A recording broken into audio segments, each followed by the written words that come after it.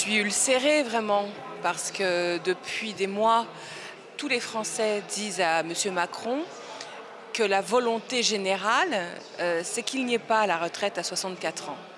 Et alors, depuis 2 mois, il insiste, il utilise tous ces articles de la Constitution de 58 qui lui octroient un pouvoir excessif, de contraindre le temps de débat à l'Assemblée nationale, de contraindre la façon de voter, par exemple par des votes bloqués et autres.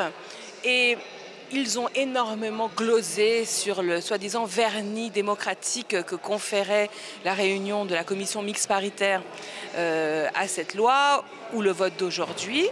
Ils savent que dans leur majorité, notamment au MoDem, de très nombreux députés sont tout à fait hostiles à l'article 49.3 et étaient tout à fait partisans qu'en toutes circonstances, il y a un vote ici à l'Assemblée nationale.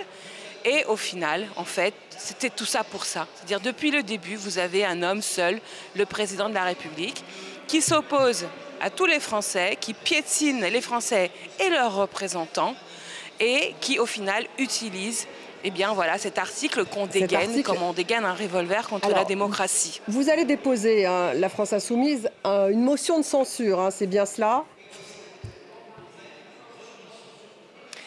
Oui, bien sûr, puisque c'est le sursaut de dignité de cette institution que d'utiliser le seul outil que prévoit la Constitution en cas d'utilisation du 49.3.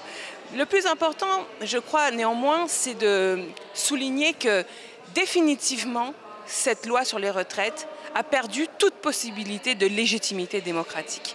Et par conséquent, c'est le mouvement lui-même qui doit en être renforcé. Le mouvement de grève, le mouvement citoyen pour obtenir le retrait de la loi. Pour retenir le retrait de la loi, il peut y avoir aussi une motion de censure que vous avez déposée. Il faut qu'elle obtienne la majorité absolue. Est-ce qu'il y a plusieurs motions de censure, si je comprends bien, qui vont être déposées? Il y a la vôtre, il y a celle du RN, et puis il y en a une également qui est censée être transpartisane d'un groupe, le groupe Lyot, me semble-t-il, le groupe du Lyot. Est-ce que vous pourriez, par exemple, voter cette motion de censure pour que d'autres groupes puissent voter la motion de censure et qu'il y ait une majorité absolue au final? Tout à fait. Nous sommes renseignés maintenant par les épisodes antérieurs, puisque ça fait déjà 10 fois, maintenant 11, que le 49.3 a été dégainé.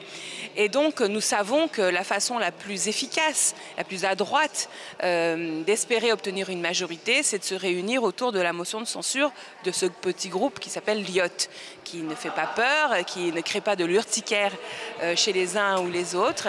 Et donc, effectivement, c'est ça qui va avoir lieu.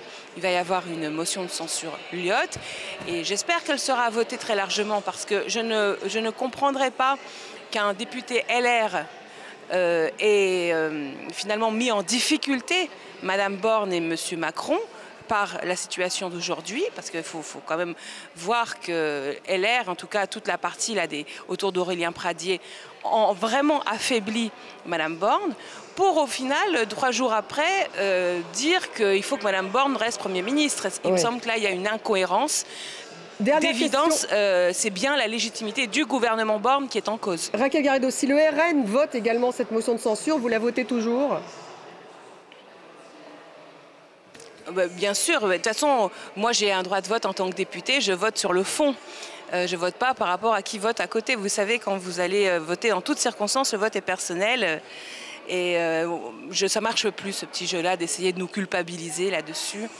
Là, ce qui est en cause, c'est l'autorité du Premier ministre qui utilise cet article qui est indécent. Pourquoi? Parce que, je le lis dans le texte, il dit une loi est considérée comme adoptée. Vous voyez l'infamie de cette expression, c'est-à-dire on prend une loi qui n'a pas été votée et on considère qu'elle est votée. Ça ne respecte pas les standards minimums de démocratie dans un pays d'Union européenne et même dans nombre de pays du monde.